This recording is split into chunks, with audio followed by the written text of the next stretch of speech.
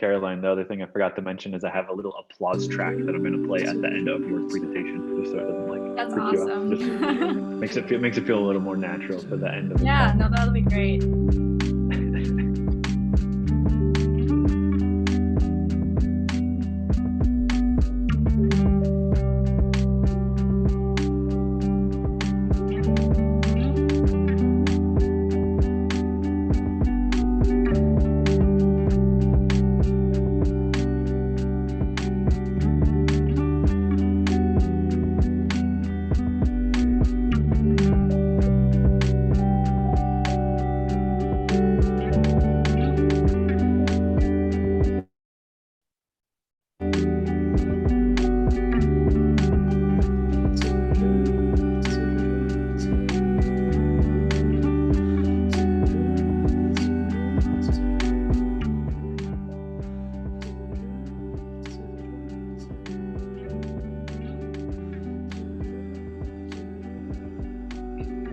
Cool. So it's 4 o'clock. We got a few people on the YouTube channel, and we've got a few people here in the Zoom. So thank you everybody for joining us. This is our final panel of our series, and this panel is on packaging design. So this whole series has been the ISUGD 2020 virtual senior show called Frontier, on the edge of something great. And so today here for packaging design, we have Lydia and Caroline, who are going to share their capstone projects with us. The way the format is going to work is they will give their presentations, and then we'll have a discussion at the end. So as they're presenting, if you would like to introduce questions or comments into the text chat, either within the YouTube text chat feature or within the Zoom chat, please do. Feel free to do that as we go along. And then once we transition to the discussion, I will interject those questions and those comments into the conversation. And then at that time, anybody who's joining us in the Zoom channel, you'll also be free to unmute yourself and join in the conversation that way. So yeah, Lydia, let's start with you. If you would like to share your screen, we will turn our cameras off and mute our microphones, and then you can take it away. Sounds good.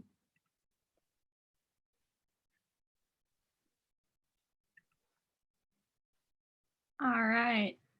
Hello, everyone, and my name is Lydia, as Alex had mentioned, and this is my senior capstone project called Cultivated Core Coffee.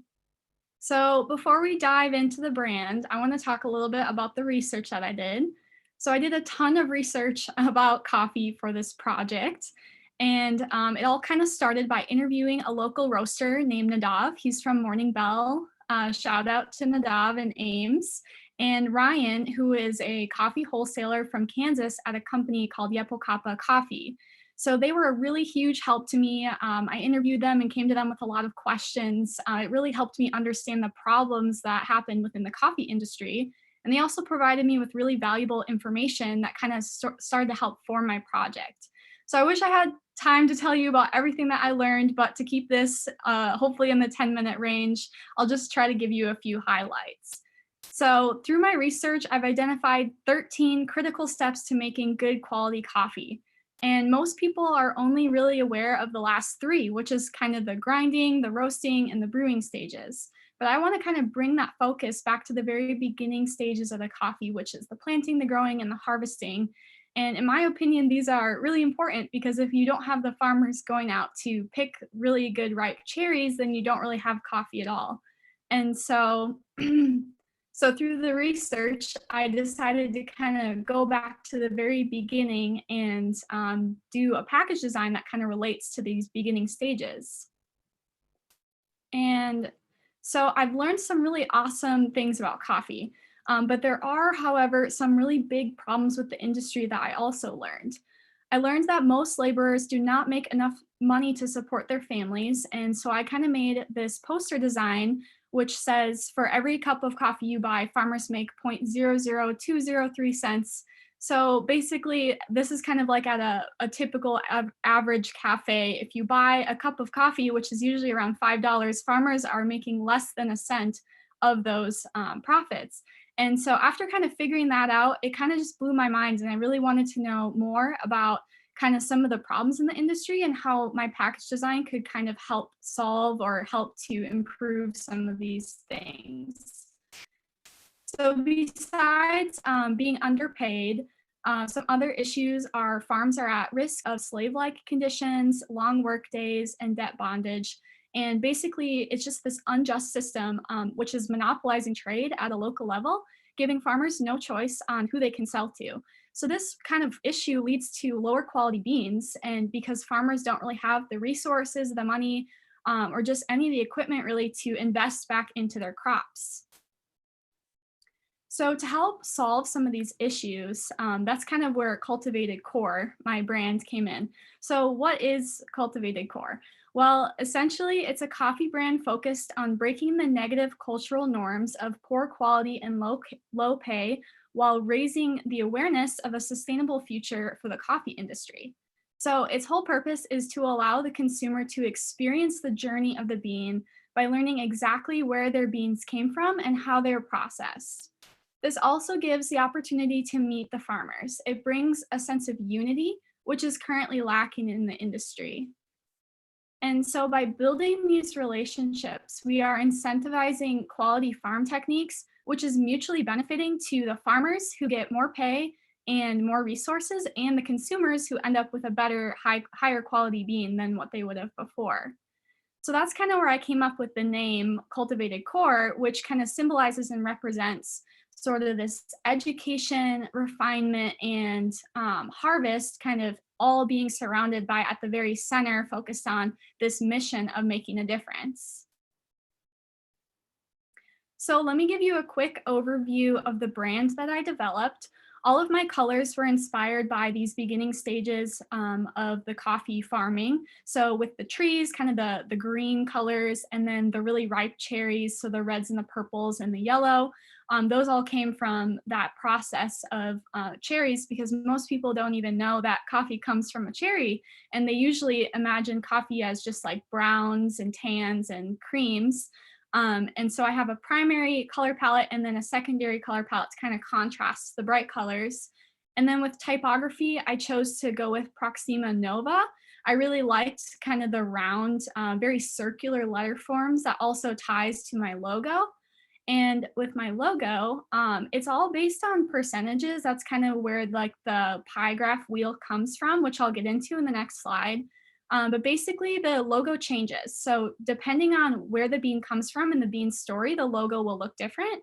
But what stays consistent is the colors, and then the center icon, which is kind of the half cherry, half seed or unroasted bean. And so that kind of brings us to the icons, which you'll see the bottom right is we have the cherry, the seed or the unroasted bean, the half, which is the primary logo, and then kind of a simplified modern version, which could be an icon. So how does it work? So you may have noticed that there are no words on my packaging, and do not worry, that's not a mistake. I was inspired by Doritos. Last year they came out with a commercial and they published an ad without using a logo or in fact anything at all on their chip bags. And so this stuck out to me as different, unusual, and kind of against the norm, yet I really thought that it was genius. So they wanted people to focus on their product. And you can do this through powerful branding. So my point is that by only using a symbol on food packaging, it really sticks out amongst the competition, because let's be real, like we really don't see this in the grocery stores. Usually there's a lot of words describing what the package is, but it causes people to stop and try to figure out why. They want to learn about it, and if they want to, they have to kind of make that first step. They have to take out their phone and do something about it. And so that kind of brings us to my whole point, is that this brand isn't about only raising awareness for the issue, it's about changing human behavior. So how it works is the consumer would use their phone or a tablet device to scan the logo, which is directed by the instructions. You can't miss it because they're the only words on the package. And through augmented reality, otherwise known as AR, the software would detect which bean it has been selected and would automatically play the video, which would teach the consumer about this bean's journey. And so this would kind of include where the bean came from, so the city and the country, who the farmers are that harvested it, the climate and the elevation, which has a huge effect on how the bean tastes. And then this visual data which controls the logo, the pie graph that I was talking about, would expand into these different categories that I am kind of tracking and charting with this graph. So broken up into months, January through December. I've analyzed the different temperature patterns. So focusing on each color represents a different season. So we have the rainy season, kind of the highest heat season, the harvest, and then the export. And so essentially each batch of beans is going to be different. And so they're each going to have a different story, and they're going to have different percentages on which of those months and which days and how much of each figure that will look like. So to get a better idea on kind of how all of this works together, I created a little animation video, and I really hope that it loads okay for you because I had some troubles playing it over Zoom, but we're going to give it a try. So.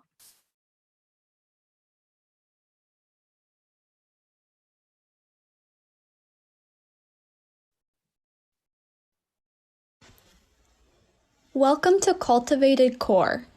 You have chosen coffee beans from Yepocapa, Guatemala. Join us along the journey of this bean. Yepocapa, Guatemala is located within the Bean Belt, which is a tropical region with perfect coffee tree growing conditions. Let's meet the farmers. Mauricio, Timoteo, and Pedro. It began from planting a seed. With the right amount of sunlight, rainfall, and elevation, the seedlings grow into healthy coffee trees. It takes about 5 years for the tree to fully mature and start producing cherries. The farmers then hand-pick and sort the ripe cherries before the dry fermentation process begins. Let's take a closer look at this bean's life cycle and the weather patterns that have affected its growth. In Yepocapa, Guatemala, temperature ranges from 55 to 100 degrees Fahrenheit during the year.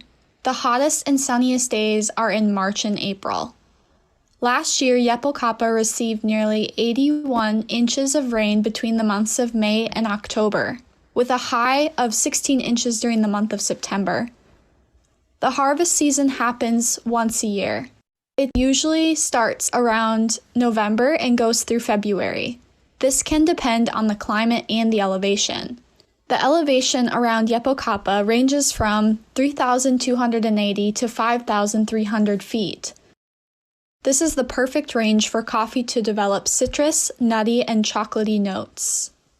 After all the coffee has been wet milled, shipments and exports can occur. This usually happens between February through May. Last year, these farmers exported 114,000 pounds of green, unroasted beans. By purchasing these beans, you are supporting small communities, incentivizing quality farm techniques, and investing in a sustainable future for coffee. Enjoy! All right.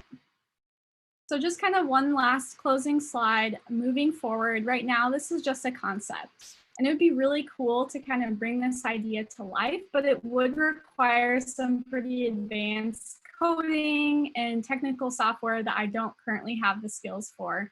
So as of right now, some next steps that I see possible in moving forward with this project would kind of be creating a website for consumers to further go learn more about coffee, and then even go to the extent of scheduling a tour to go tour these farms and visit the farmers and kind of see it for your own life, because I really think that it's all about like the perspective, and it would just be an amazing experience for people who are passionate about that to get to experience. And so lastly, I've just realized from this whole project and semester that it would be really cool, and I would consider a career in food packaging, because I really do love the research and the psychology about targeting different consumers and just all the things that went into this project. So with that, I just want to say a huge thank you to my family and friends who've supported me through college, and the audience, because this wouldn't really be a presentation without you all watching, and then my professors for just help guiding me and teaching me so many things throughout the course of my 4 years. And then again, a shout out to Nadav and Ryan for just really helping kind of guide this project and just provide some information. And so contact information is bottom left if you guys have any questions or comments or want to reach out. And then lastly, I just have some sources listed here for the data that I used. So thank you. Excellent. Great job, Lydia.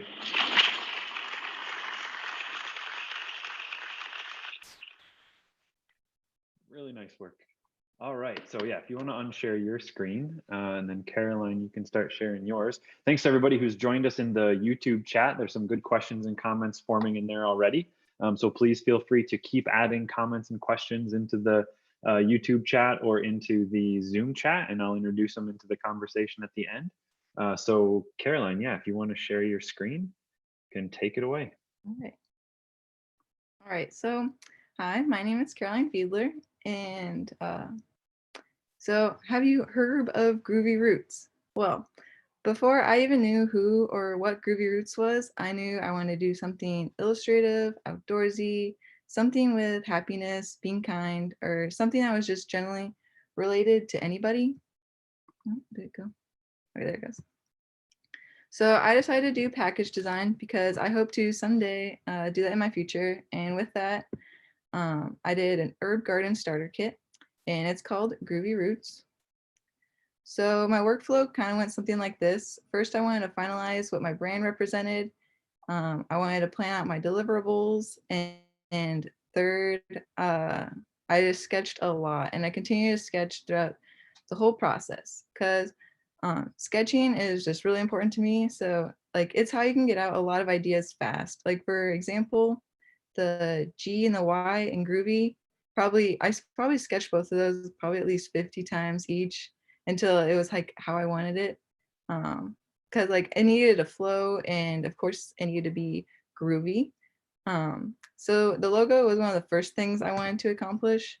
It set the standards and like the feel of the project for me. And as you will be able to tell throughout all of my slides, that I drew a lot of inspiration from the colors and the shapes of the 60s and the 70s. So this is my final logo. Groovy Roots is my brand and my passion. And I would say Groovy Roots it's not the typical seed packet design. It is not also the typical seed brand. This hand-drawn art pops with color just as plants bloom with joy. So what drives this company is good vibes and the use of daily affirmations. So a daily affirmation, if you are unfamiliar, it is the practice where you say simple positive statements declaring goals to improve oneself in its already completed state multiple times a day. So like you say I am, and then you have like your sentence, and it's like, so I have a couple examples like on my slide you can read. So like a well-known example that you've probably heard like a parent saying to a child is you is smart, you is kind, like you is important. You can probably find that quote anywhere, but I first read it in the book The Help. But affirmations can easily be related to growing plants and eating. Plants make people happy. It makes me happy. So the reason I chose the topic of affirmations is because there's a lot of negativity spoken in the world. So there can never be enough of good words. I included, let's see. Yeah, the power of positive thinking challenges negative and unhelpful thoughts. Daily affirmations is not wishful thinking, but they release you from negativity, fear, worry, and like anxiety. I would say many of us, I definitely included, are stuck saying negative affirmations to ourselves. Like, for example, like, I can never catch a break, or no matter what I do, I never seem to get ahead. And saying those things just get us down. So saying positive daily affirmations can literally transform your cognitive patterns, and it can improve like our mental, emotional, and physical health. It helps us grow to become who we want to be, because simply words are very powerful. So like in order to sum up, I guess, this whole concept to like customers who will buy herb seed packets, I created a 6.5 by 8-inch handout card, and that's what the sketch is on this slide. So this is it final. On the front is hand-drawn typography, and on the back is like our morals of the company. Why do we have these morals, and what do we have to offer? A couple of the sentences I wrote on there that I really like are, we want to spread this idea as we like to spread our seeds. And another one is, as a plant grows its roots to make a foundation, you can do the same because you are the grower of yours. So now talking like design-wise, handmade typography was one of my goals for this project. And I was really happy with how this particular piece turned out. So my deliverables that I wanted to do were a logo, brand identity, herb garden starter kit, seed packets, posters, a ton of mock-ups since we can no longer meet in like person. So I have a lot of mock-ups to share, and the informational handout card, which was the slide before. Here are just some of my sketches because I just want to say sketching is super important.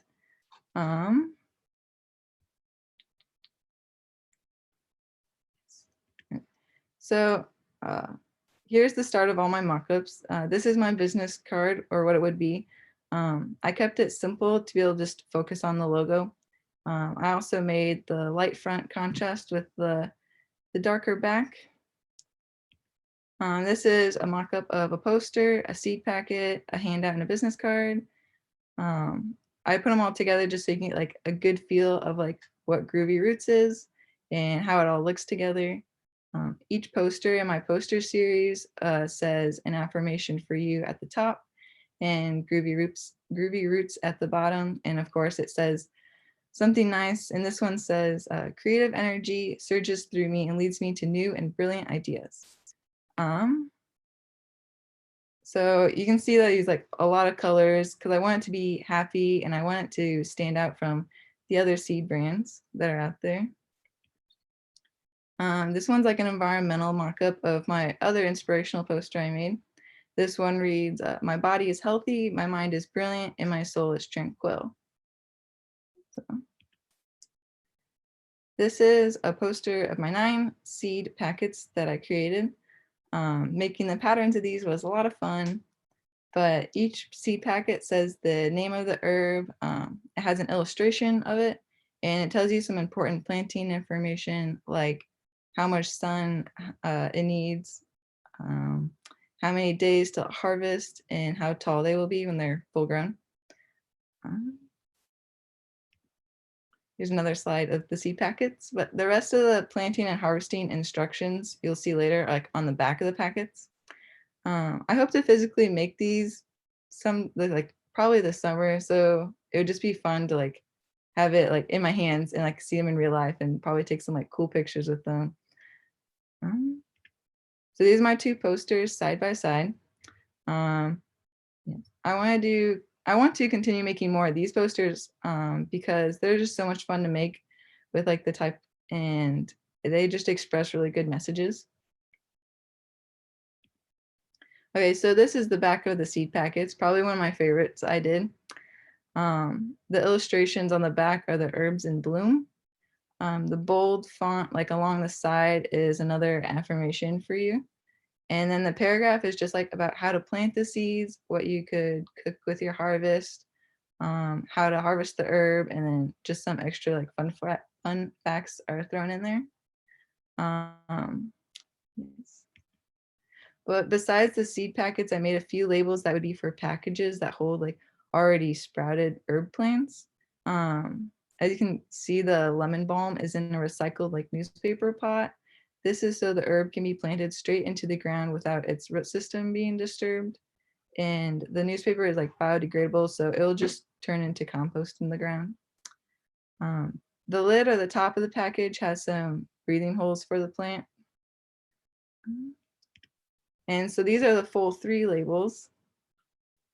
My goal with them was to have them all look different, but still like feel like they all belong together. Like I wanted each one to be very unique.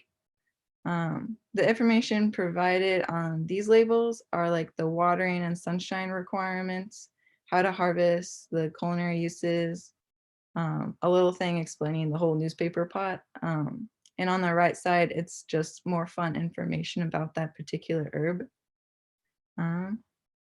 So these last couple of mock-ups are, if I were to expand my brand into a physical location, an idea could be that it is a part of a cafe where people can come and relax to have like amazing coffee dates with friends.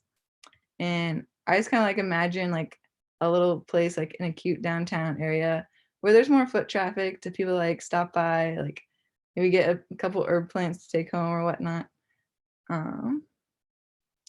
So I did also want to show that I did plant all the herbs at the beginning of the semester. They are all still living and growing and doing great. These are the most recent photos of them. They're at my parents' house. Shout out to them for helping me take care of them during the semester. And I'm very excited to use some of these for some tasty meals this summer. That'll be a lot of fun. But my last slide, overall, I do plan on taking this project further because it was just fun to make a lot of this stuff. So more posters, more mock-ups, and I want to share my designs and ideas like on social media and maybe make the physical packaging like so I can hold it this summer. But yeah, that's it. Thank you. That's great, Caroline. Thanks.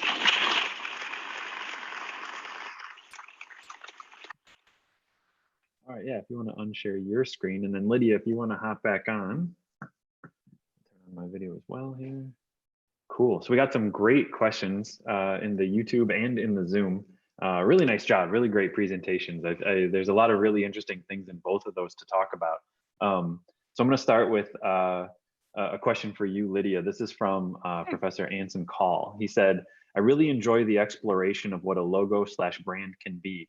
What further challenges do you see in pushing this type of branding, and how can a dynamic logo help in some of these challenges?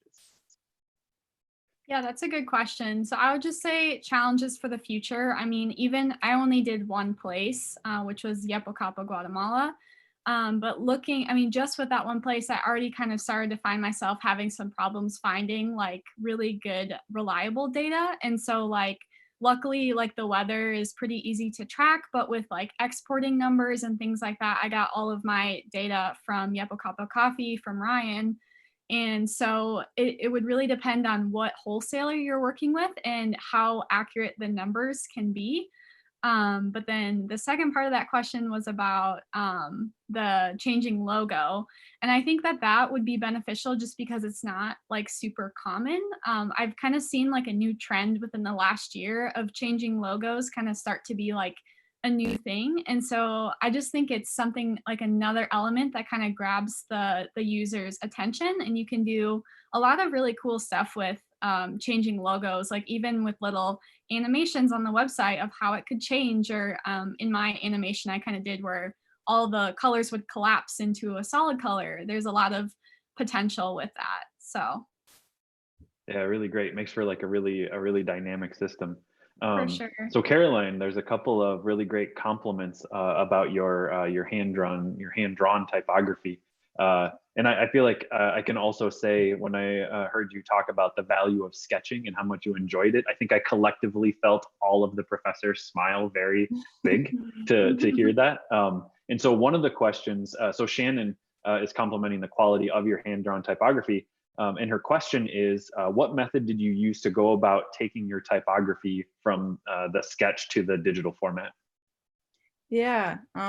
So I mean, I always use pencil now. I keep going back and forth between pencil and pen, but when I'm doing like typography, I feel like I always have to use pencil because changing like the slightest curve to the letter can like change like what it looks like dramatically. But by the time I'm done with it, it looks really bad and it's probably really hard to scan in. So I always use tracing paper and like a dark pen. And then I found out this amazing app called Adobe Capture. And that just puts it right into your cloud, like on your Adobe programs. So then I can just fix up the like little tiny like points like in Illustrator and then go from there. Nice. It's a process. Yeah, good that you're able to kind of figure that out as you need to, you know. Okay, so the next question, this one's for Lydia. This is from Maddie Ryan. Says, very professional and well thought out brand. She loved the video as well. How did you decide on the style for your video? That's a good question. I guess when I think of like flat animation, that's kind of what I think of, is just like really simple graphics, like very easy to understand. And it just kind of like points to this bigger picture of like getting your point across. And so I didn't really do even much like research on it. I've done a few like animations similar to that in the past. So I just kind of used the same style where you kind of have a color palette, and then you put everything into Illustrator, and then you put everything into After Effects, and you just start animating things in and out and just like adding text and voiceover. So I just kind of went for it. Nice. Yeah, learning through making. Along those same lines of like illustration and style, Caroline, there's a couple of questions about your packaging, and I had one as well. How did you determine what forms were going to be associated with what seeds as you were developing your packaging system? Yeah, so I did some research like on each of the different herbs just to like get a feel of like what they're used on, and like back in the like, or like alternative medicine uses and medicinal uses. Like it's all like really interesting. Or like if the herb attracts like butterflies, you kind of just get like a feel for like the herb, I guess. And so I also did research on like different popular type or fonts from like the 60s and the 70s. So I kind of just like all combined it together to get some like really cool letter forms. Nice. So it definitely gives that vibe of like positivity, and visually they're all very distinct.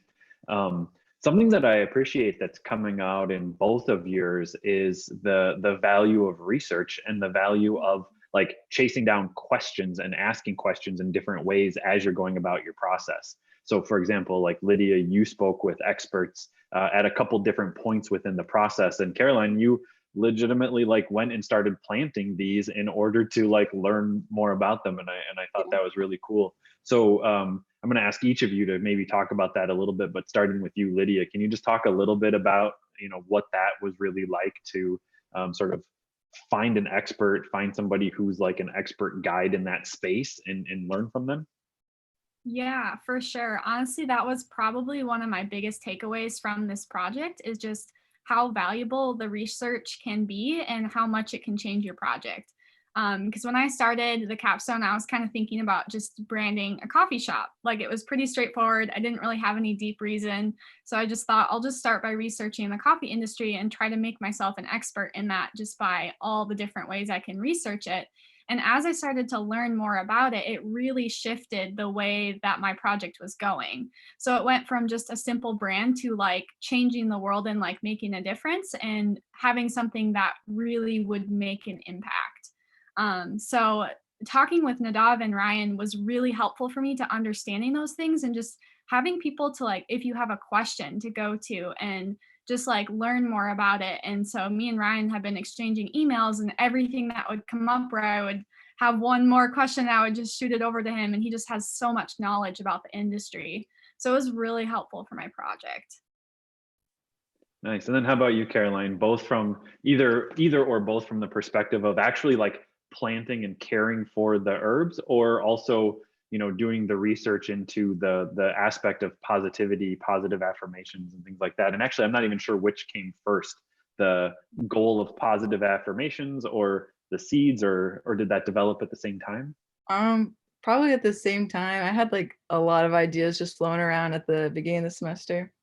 But to answer like your question, for planting the seeds, I did do like, I read a lot about like when to plant seeds and like tips and tricks like online on all these like grower websites.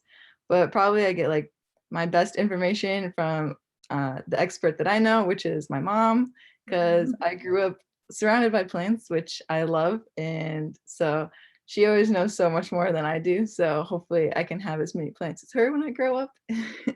And for just like the other part of it, like the whole affirmations, like positive vibes and everything, like I'm just seeing it probably more like on social media is where I got like the original idea of the whole thing. And then I looked into it more, and I'm like, this really is something that's like real, and it really can like change someone's life. So I just like I had to go with it. So yeah. Yeah, and I mean that's a really powerful aspect of both of your projects is, yeah, their packaging design and like, nope, it's over here, nope, it's over here. That's what we like titled the thing, right? Oh. But you're doing more than putting like a bag around something. You're doing more than putting a box around something. You both chose to use packaging design as a way to really tackle like this, sort of like bigger social issue. So this one's coming back to you, Lydia. This is a question from the Zoom. Some really complimentary stuff about, dealing with sustainability, combating corruption in the coffee industry. Yeah, really positive words with lots of exclamation points about how cool the stuff is. But one question the person had is, how exactly does your brand work to combat the corruption, and specifically how the coffee farmers are underpaid? Yeah, no, that's a really good question because that's really where a lot of my driving factors came in. And I think my packaging like isn't really, I don't really see it being like this one-stop shop of this packaging company, or maybe it's a roastery actually doing like the wholesaling and the importing and working with the farmers directly. And so it would kind of come down to my brand partnering and pairing with a company like Yepokapa Coffee with Ryan, who he has like those direct relationships with the farmers. And so two ways that I guess kind of going down that channel, two ways that that would help farmers make more money in the long run would be, one, eliminating those multiple supply chains, because with really big companies like, I don't know, like Starbucks or Dunkin' Donuts, like big companies like that, they have so many different supply chain levels. And so each level kind of have to increase that price of the product until it gets to the consumer at the very end at the most expensive. And so if you kind of eliminate even half of those levels, you can provide the farmer more money essentially by still paying the same amount to the wholesalers. So that's one way that the farmers would be making more money, is through these relationships. And then the other way is kind of being able to offer them more resources to help improve their plant, because they do this score called cupping scores for their coffee. And so as those cupping scores increase, the value increases. And so what Ryan does with his farmers is he offers them like cupping lessons and shows them how they can test their own coffee to help improve their score, and like gives them different resources that will in the long run help them invest more of their quality and their energy back into making their plants better. And so what Ryan is doing through that company is just absolutely amazing. And so what I'm trying to do with my packaging is kind of show the world, like kind of be the marketing voice and say, hey, look, everyone, like this is how we can make a difference. Like the answers are all right here. I'm just trying to like project that and amplify like what we could be doing more of, if that makes sense. Yeah, that makes great sense. Yeah, that's really great to hear. Awesome. Okay, cool. So, I scrolled too far. I lost it. Oh yeah. So this one's for Caroline. This is from Professor Anson Call. He said, have you done research on how positive messaging has helped or benefited other brands? And then he says he thinks that your brand is quite effective at this. I have not done a lot. I should probably do some more like looking into that, of like how they were successful and like exactly like putting it out there to like everyone to see, because I want to do that like this summer, like put it on social media and like share it to other people. So I guess looking up what other people have did and what succeeded and not succeeded, and like or how it's affected people, like that'd be a good thing to do. Could be interesting because we're definitely in a time when something like that I think could be really beneficial. Yeah. Oh, and this was another one for you, Caroline. It says plants make us happy, so this is a great combo. I agree. Yeah, cool. All right, so there's another one for Lydia. This one's also from the Zoom channel. It says, nice job. I really enjoyed the presentation and simplicity of the design. The world becomes a better place when the consumer can make educated decisions surrounding their purchases. Can you talk about what inspired you to focus on the coffee industry? Yeah, well, I mean, I guess there's one straightforward answer, and that's I love coffee. And so I pretty much depend on it every single morning. I need it. And I think it kind of started as a journey for me of like being fine with like cheap quality coffee. And then the more that I learn about it and the more that I kind of like grow out my branches and like try new things, then I really just appreciate better quality coffee. And so especially now after learning all of this, like I don't think I can even like buy coffee the same way anymore, because I've just learned so much about it. And like one of my takeaways is that like coffee tastes better when you know where it came from, and when you know that it's supporting like smaller communities and people, like good farmers that are trying to like make a difference in their harvests. So that's kind of why I chose it. Nice. Yeah, great answer. So Caroline, here's one for you in the Zoom. It says that they love how you combined plants, which you are clearly passionate about, with your awesome ambition at trying to create more positive affirmation in the world. So good, and you created so many cool designs because you were clearly passionate. Can you talk a little bit about what it was like working at that intersection of something that you seem to really like exude this passion about? Like combining like the two ideas together. Yeah. Yep. I mean, just because you're passionate about it, it just makes the whole process like 20 times easier. You're like so willing to design like all night long or something crazy, and like you just don't want to stop, and like I want to keep going this summer. So like I don't know, being passionate about your design and it's always helpful. So if you can like find something you like in anything that you're assigned to design in the future, like you'll be way more successful about it. Nice. One other question for you, Caroline. This one is also from Maddie Ryan. She said, did you illustrate everything you did by hand? Your brand is all beautiful and it works really well together. Yes, my sketchbook is very full now. I did some sketching like on Illustrator. Once I get like the main thing in there, I won't like draw out every single little piece like by hand, but on Illustrator I will. Yeah. Nice.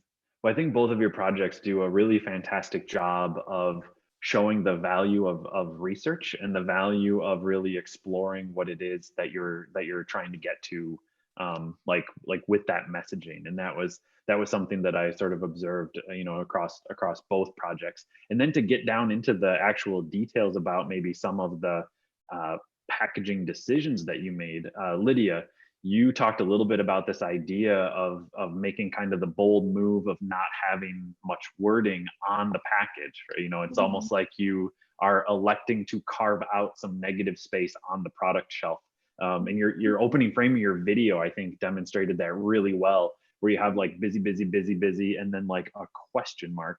And so then I also noticed that in your final design, you had this small tag that says like scan with phone. How did you find that balance of like, I'm not going to give you any information, but also here's how to get all the information? Yeah, I mean, it's not something that I've tested, so I don't know if it would work or not, but I'm hopeful that it would. I just think, I mean, the main target of like the audience that I'm trying to get at would be probably between like the ages of 16 and like maybe 50 or something. People that are pretty technologically savvy and people that would be interested in making an impact. And so I was just trying to think about my audience as I was like making these design decisions, and just thinking about a very simple, clear-cut direction where there's a phone on there. So there's an icon that shows what you're supposed to do, and then the words that say scan your phone. And so it's just very clear-cut, like, oh, okay. So the whole thing would be you would open the AR app, or maybe it's your camera, whichever one it does, and you would just scan it and then watch the magic kind of unfold. So that's kind of how I came up with that. And I didn't want it to be too big, and I wanted it to be subtle yet noticeable, and not take away from the logo. So those are some things I considered. Nice. And part of what I think is really sort of interesting about that and valuable is that it's like projecting a potential future. And so even if there's some sort of like a question or a process that exists now, there's any number of ways that could evolve forward as packaging changes, as mobile devices changes, heck, as our relationship with grocery stores change, which is currently happening, right?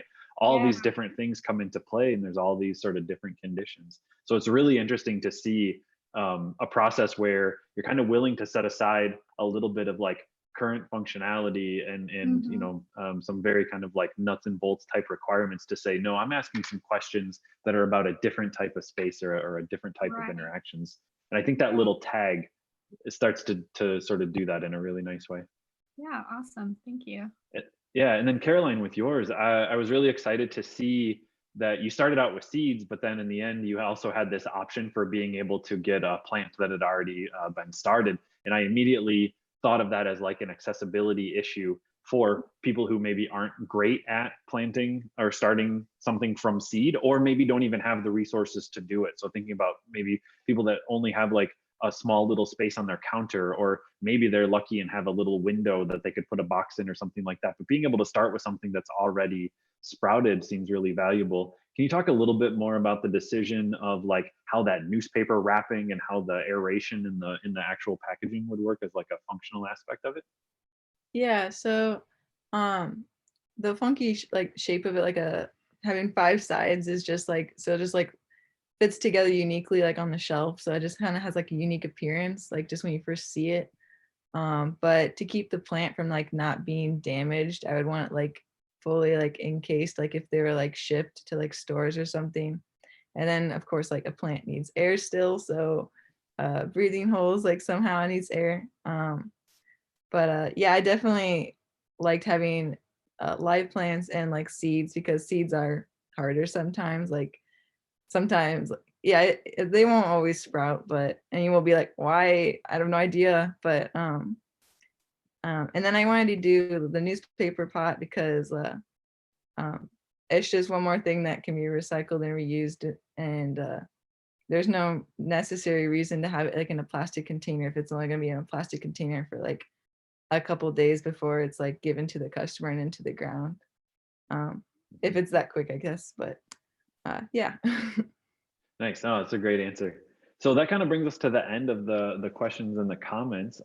There's a couple people in the Zoom chat. If you all are interested or have anything else that you want to contribute or ask into the conversation, you're welcome to unmute yourself. Let me just scan the YouTube comments real quick. I think we got to everything. There's a couple of applauses. There's some really nice compliments. Professor Sherry has some other compliments about your hand-drawn typography, really nice work, some compliments on the technology, several compliments on the visualization that you did, Lydia. So yeah, all around really great work. All right, so with that, I just wanted to thank you, Lydia and Caroline, for being here, for sharing your presentation, for sharing your capstones and giving these presentations. You both did a really fantastic job. And I'm equally as impressed in how you were able to like transition and pivot your projects as everything kind of shifted with, you know, everything that's just been going on. You did a really fantastic job pulling it together, told a great story. So thank you for this. Thanks for the folks participating in the Zoom, tuning in there, watching and participating in the text. Thanks to everybody who was on YouTube. It's been a super great series. Loved all the questions and the comments. So if you're interested in learning more about Lydia or Caroline's capstone projects, you can find them and capstone projects from all the other seniors at isugd.com/2020 senior show. Go there, check out the work. Everybody's capstone is really amazing. But again, thank you, Lydia and Caroline, for presenting today and letting me hang out and chat with you about your project. So everybody have a good rest of your evening, and I hope you all take care. Awesome. Thank you.